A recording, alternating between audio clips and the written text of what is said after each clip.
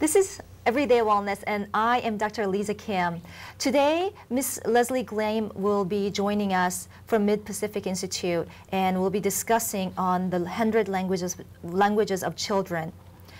And thank you for joining us, Ms. Leslie. Thank you for having me back. Well, there are many ways to express the 100 languages, which is such as speech, movement, drawing, dressing up. It could be music, clay, wiring, painting. I mean, the list can go on and on. In the Reggio principles, a child who has become comfortable with expressing oneself in one language is more comfortable with languages in general. So what does this mean, Ms. Leslie?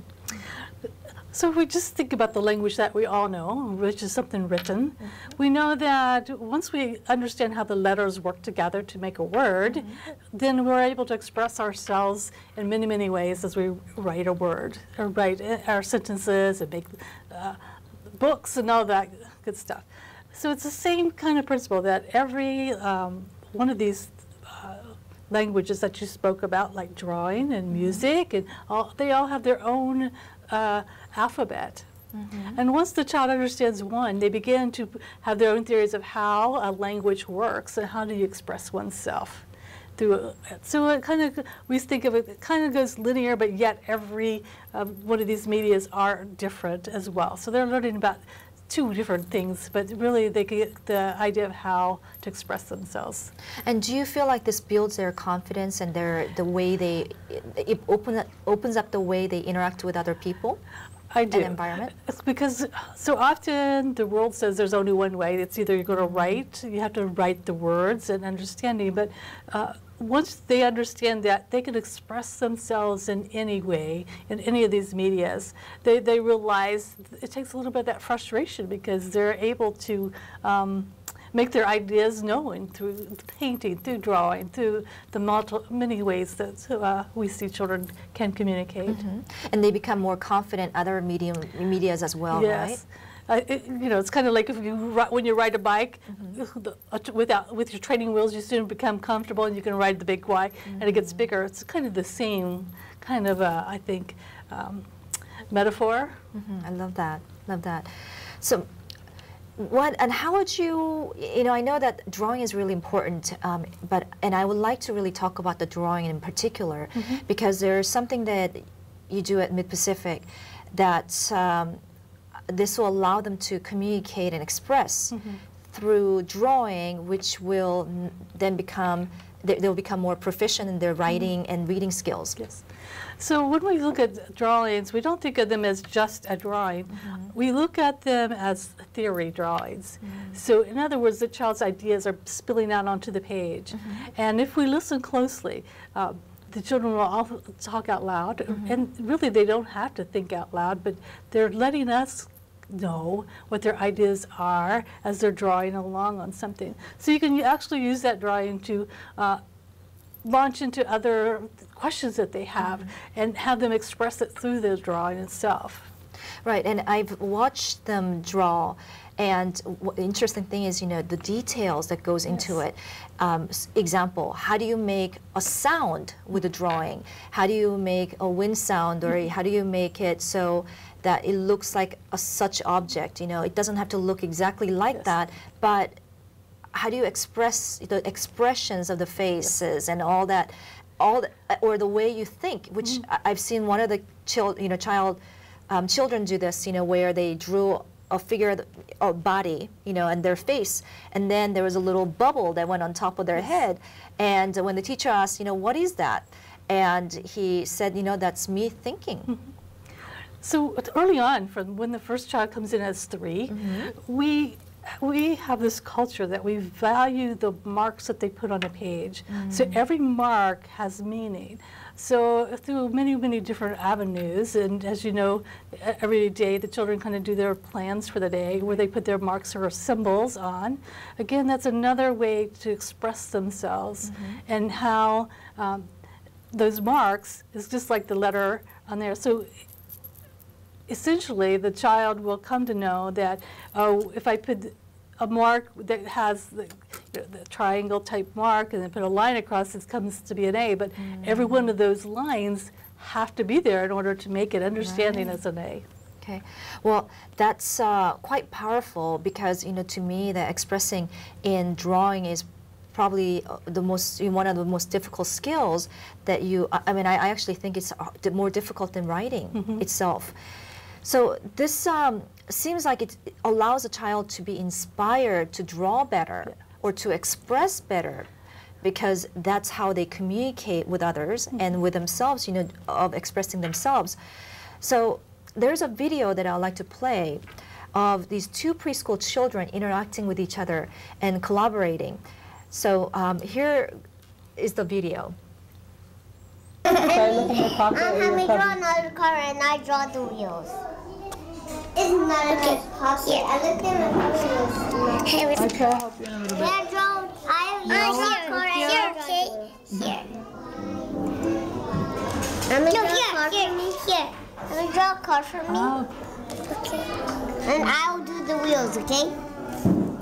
I'm recording. What car you want? Blue car or silver car? Like this car. Okay.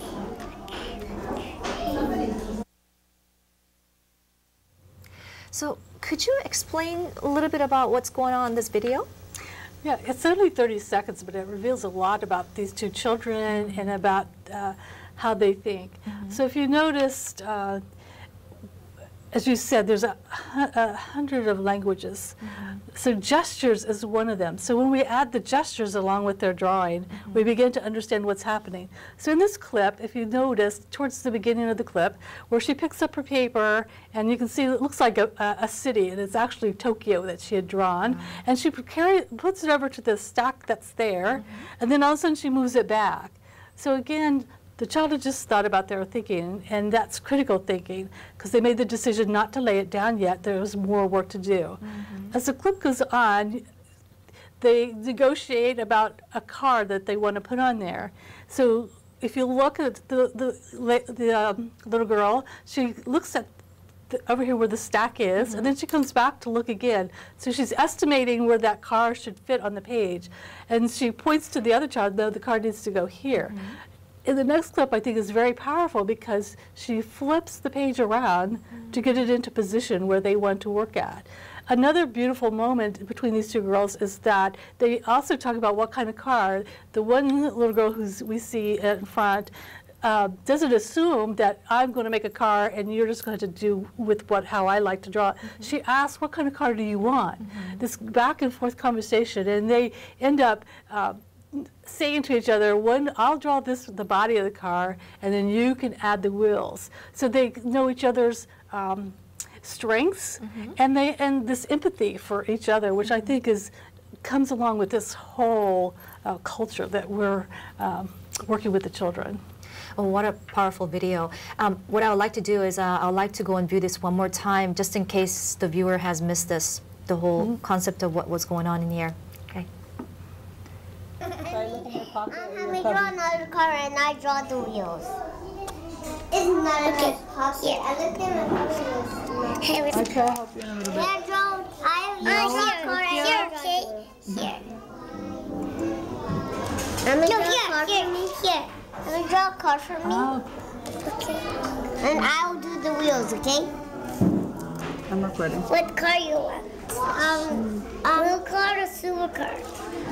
Like this car. Okay. Well, you have written a book with Miss Sydney Clemens called Seeing Your Children with New Eyes.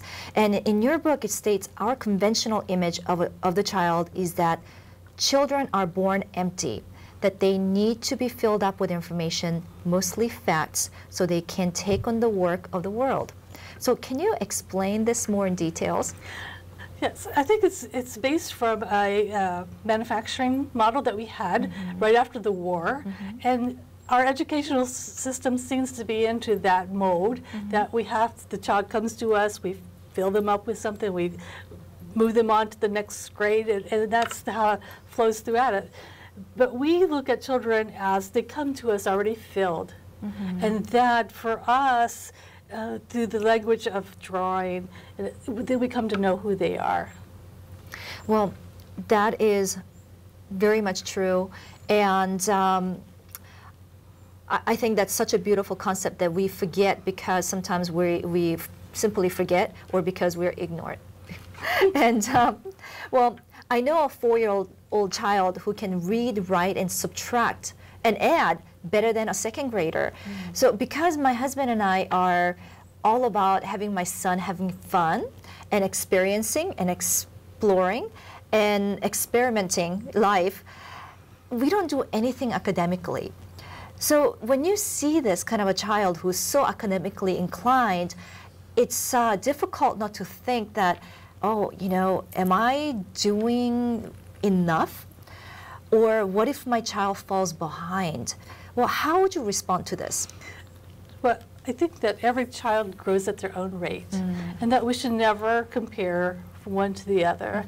Yes, there are some instances that we have to for some different things that they may need educationally when they get into it, but yet be open that not to worry, that your child, sometime between when they start school and they get to college, they'll learn all this at that point. And also that I was just reading an article about reading, and again, it goes along with this philosophy that, you know, they become good readers when you read with them. You take that time to do it. So when we think about it, if we offer the love that we have for them, we make the time for them. Again, when they're asking those questions, we pause and we wonder with our child. And also we give them our undivided attention. So we take that phone off and we are just there in the moment with them and enjoying the moment. I think they'll all flourish if we remember those key components. And also look at, so often we are into the extraordinary moments, like the big things that had happened within their lives, but yet pause and look at the ordinary moments is when we stop to look at that pebble on the beach or that crab that's going across. Marvel in those moments as well. Again, we want to nurture the whole child. You know, it's easy to want to nurture the academic pieces, but the child has other emotional and social and the arts, as we've been talking about, all those pieces that need to be also fed besides just the academic. So you mean the whole child does not mean, you know, just being a great athlete, you know, being super smart, you know, a straight A student, and then, you know, being able to play the piano like a prodigy. So is that what you're saying? That you need to balance the two. Give them a social life, a time away from those moments of things that, yes, they might be gifted in that part, but they also need to have the time to be with their peers and just to play in the park with other children, that whole emotional and social realm. And that kind of reminds me of, I was reading this book, and it's like one of those financial books, but I really, really enjoy reading it because one of the points that he had brought in there was that when we become adults, you know, we end up chasing our entire life on trying to strengthen our weaknesses rather than trying to figure out what our strengths are and then just growing from that. So this sounds like it allows the child to have this kind of ability to recognize what their strengths are, and then they can continue to grow it. Yes, I agree that, again, looking at that whole child and not being caught up in just the one space or one area that they're going in. I love it. Well, there's a quote in your book by Pam Oken-Wright, and this is what she has said in your book, is that children have wonderful ideas, often large, often intricate. What if we as children were to hold on to those ideas to believe that no matter how great or reaching the ideas, they could be made visible. And I think that's how we approach our every day when we go into the classroom, that no idea is crazy.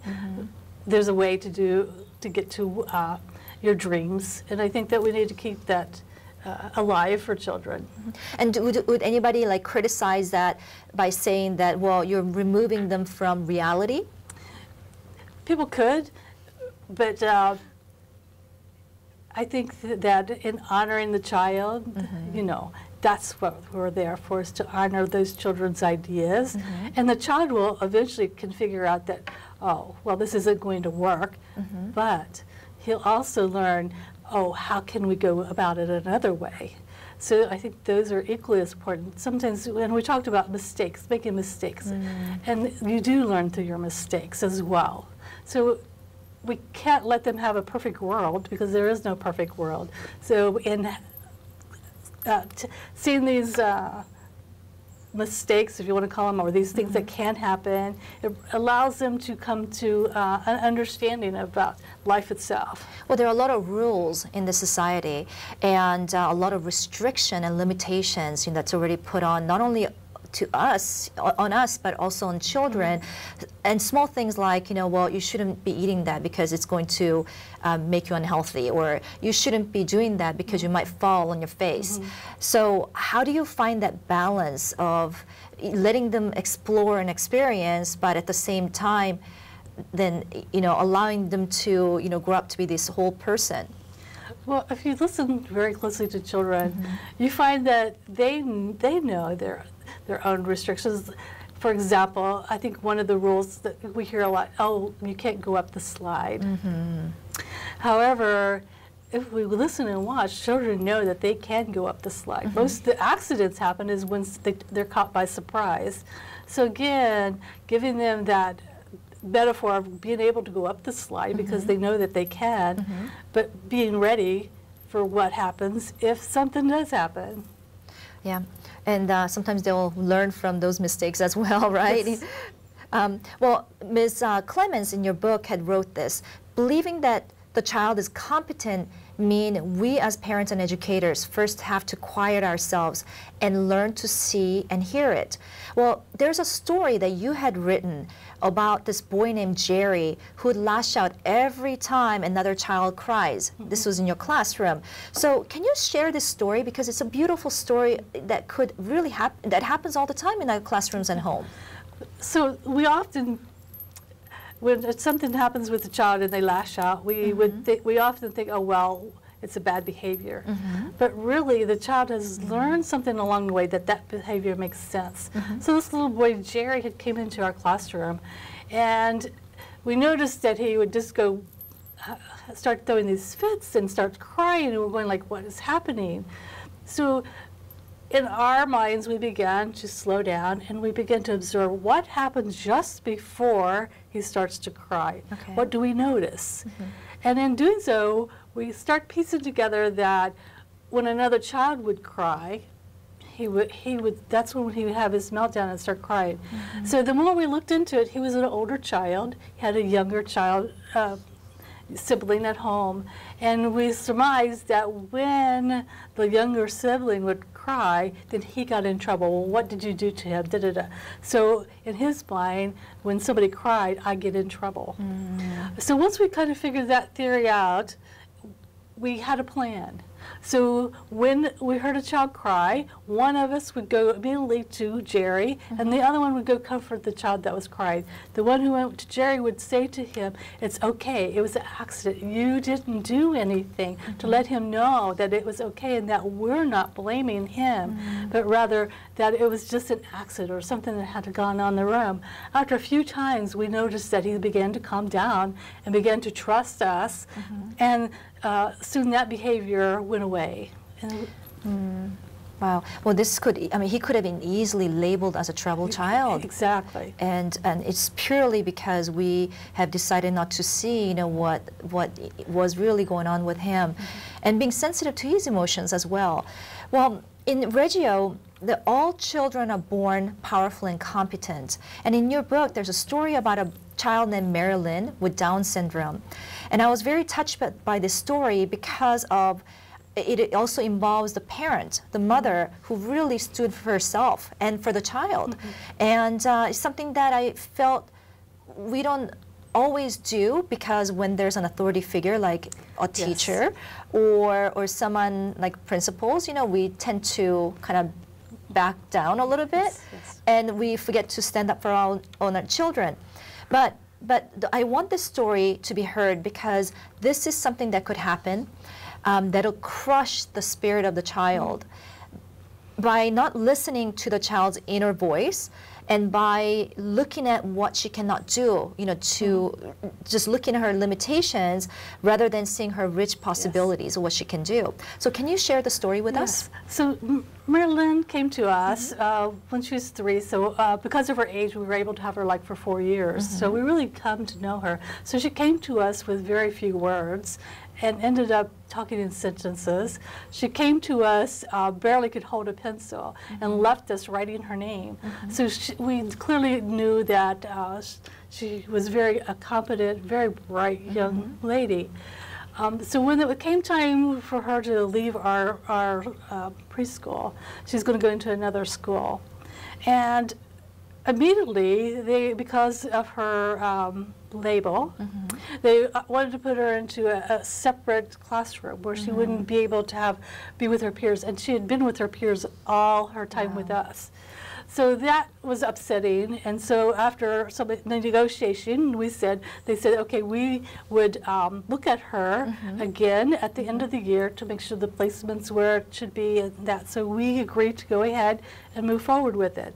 So about November, I get a call from Marilyn's mother, and she says to me, she goes, my family's been in there 3 or 4 different times, and every time we go in, she's in front of a TV watching SpongeBob. Wow. And I said, well, you need to find out what is going on. Is she there all the time? Is it just happening? So in the end, they got to talk to the teacher and realized that she wasn't going out into the classrooms as much as they had first told her she was going to do. And so they met together with the team.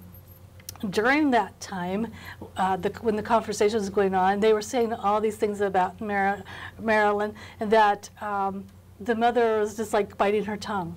She wasn't going to say anything. Towards the end, they said to her that, you know, that had she come to our preschool, we wouldn't have all these problems with her. And you need to realize that your child is, and I hate to say this word, is mentally retarded. Oh, wow. So the mother took all that about as far as she could. She said, I just pounded on the table and told them, look, I know how far she came when she was with Leslie in her program, and I know what she's perfectly capable of. You seem not to, and I think that this is not the placement for her. So they moved her to another school district, and she began to flourish in that classroom. And at the time, I remember the mom calling me saying, you're not going to believe they have a star for the day, and she was the star of the day, and she was sharing her story about something that was going on and reading a book. This little girl now is now in junior high. She is on the cheerleading squad and just doing marvelous. But had she stayed there, the mother kept silent and said, okay, they know better than I do about my child. The child would never have gotten where she had flourished like she had. Oh, that's such a beautiful story. Well, thank you for sharing this story with us. And well, I would like to leave the viewers with the 100 Languages poem by the founder of Reggio. And Ms. Gleim, thank you for joining us and coming to the show. And this is Dr. Eliza Kim, and thank you for watching Everyday Wellness.